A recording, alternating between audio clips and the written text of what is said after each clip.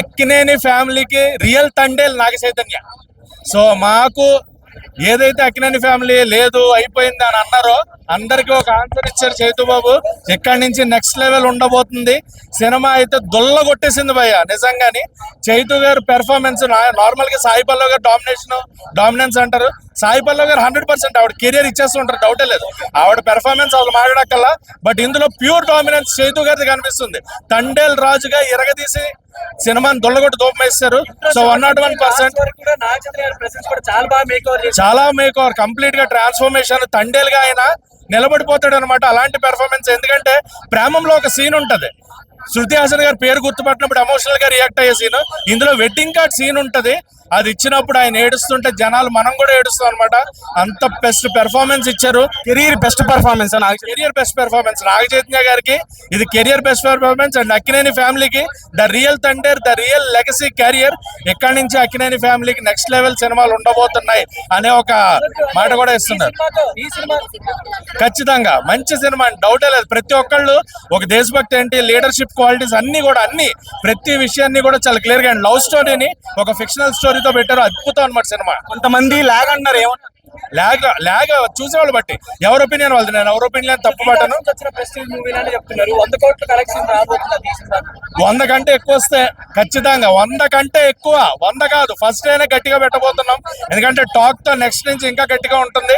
And Devi Sri Prasad గారు మీ music కి, మీ background కి లవ్ స్టోరీస్ అంటే మళ్ళీ ప్రూవ్ చేసుకుంటారు. అండ్ చందు మొండేటి గారు అక్కినేని ఫ్యామిలీకి మీరు కూడా ఒక తండేల్లా నిలబడిపోతున్నారు. అతి త్వరలో నాగార్జున గారితో ఒక సినిమా అభిమానిగా చెయ్యాలి, తొందరగా సినిమా మా ముందుకు రావాలని కోరుకుంటున్నాం. ఫస్ట్ హాఫ్ కొంచెం లాగ్ అనిపించినా సరే చాలా బాగుంది. సో ఎందుకంటే ఇద్దరు యాక్టింగ్ పోటీ పడి చేశారు. జనరల్ గా సాయి పల్లవి అయితే అన్ని మూవీస్ లో బాగా చేస్తుంది. ఈ మూవీలో ఏంటంటే నాగ చైతన్య సాయి పల్లవిని డామినేట్ చేసి నెక్స్ట్ లెవెల్ అయితే తీసుకెళ్లాడు. అండ్ ఆ శ్రీకాకుళం స్లాంగ్ గురించి కూడా చాలా బాగుంది. మాది కూడా శ్రీకాకుళమే, ఎందుకో పర్సనల్ గా దానికి చాలా కనెక్ట్ అయ్యాను. జనరల్ గా ఏంటంటే ఒక యాష గురించి అందరూ ఇప్పుడు మా శ్రీకాకుళం యాష తీసుకుని అందరూ కొంచెం కామెడీ చేస్తుంటారు. బట్ ఈ మూవీలో ఒక మంచి మెసేజ్ అయితే ఇచ్చారు యాష గురించి. ఎందుకంటే చాలా బాగుంది, తనకి చాలా నేచురల్ గా అయితే వచ్చింది. ఇద్దరు కూడా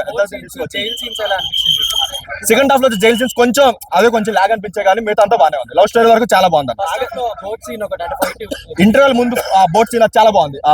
విఎఫ్ఎక్స్ అయినా సరే చాలా బాగుంది అన్న, చాలా బాగా వచ్చింది. అండ్ కొన్ని మూవీస్ లో ఉంటుంది కదా మరి ఆర్టిఫిషియల్ అనిపించింది, ఇక్కడ కొంచెం నేచురల్ గా అనిపించింది. చాలా బాగా చూపించారు. బట్ లవ్ స్టోరీ కంపేర్ చేసుకుంటే దేశభక్తి కొంచెం తక్కువ ఉంటుంది. అండ్ కాకపోతే ఏంటంటే అంత జనాలు దానికి కనెక్ట్ అవుతా లేదా అని కొంచెం డౌట్. 100% బ్లాక్ బస్టర్ కొట్టాడు. నెక్స్ట్ లెవెల్ చేస్తాను. డెఫినెట్ గా అయితే అవుతుంది. తండేల్ నిజంగా చాలా బాగుంది అన్న. నేను ట్రైలర్ చూసి మంచి మాస్ ఎక్కువ ఉంటుందేమో అనుకున్నాను, బట్ లవ్ ఎక్కువ ఉంది. చాలా రోజుల తర్వాత ఒక మంచి లవ్ స్టోరీ సినిమా అయితే చూసాను, చాలా బాగుంది. ముఖ్యంగా నా చైతన్య గారి కోసం మాట్లాడుకోవాలి అంటే ఈ మధ్యన మనకి కొంచెం కాంట్రవర్సీ జరుగుతుంది కదా. సాయి పల్లవి ఉంటేనే సినిమా ఇట్టు, సాయి పల్లవి వల్లే ఆ డాన్స్ వల్ల ఇట్ అవుతుంది. ఏం లేదన్నా, నాగ చైతన్య గారు నిజంగా కంబ్యాక్ ఇచ్చారనుకోవచ్చు. అంటే ఇంకా మాస్ అనేది అందం ద్రాక్షలాగా ఉంది.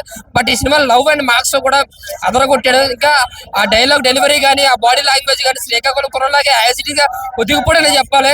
ఇంకా తంగెల కోసం మాట్లాడుకుంటే, సినిమా కోసం మాట్లాడుకుంటే స్క్రీన్ ప్లే కానీ రాసుకున్న ఏదైతే లవ్ సీన్స్, ఎమోషన్ సీన్స్ ఉన్నాయో అవైతే బాగా పండి సినిమాలో. ఫస్ట్ హాఫ్ చాలా సరదాగా లవ్ స్టోరీ వెళ్ళిపోతుందా.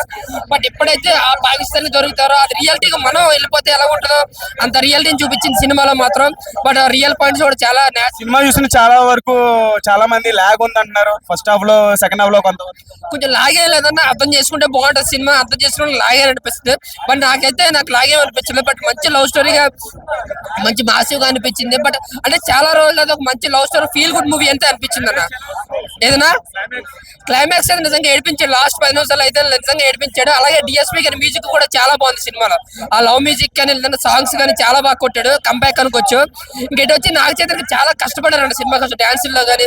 అలాగే సాయి పల్లవి గారు యాక్టింగ్, డాన్స్ లో కూడా సూపర్ అనమాట. ఇద్దరు ఒకరికి ఎక్కువ కదా ఒకరికి తక్కువ కాకుండా సమానమైన క్యారెక్టరేషన్ తో సమానంగా యాక్ట్ చేశారు. ఇద్దరు సమానమే. బట్ సంతు మొన్నటి గారు చాలా జాగ్రత్తగా తీశారు.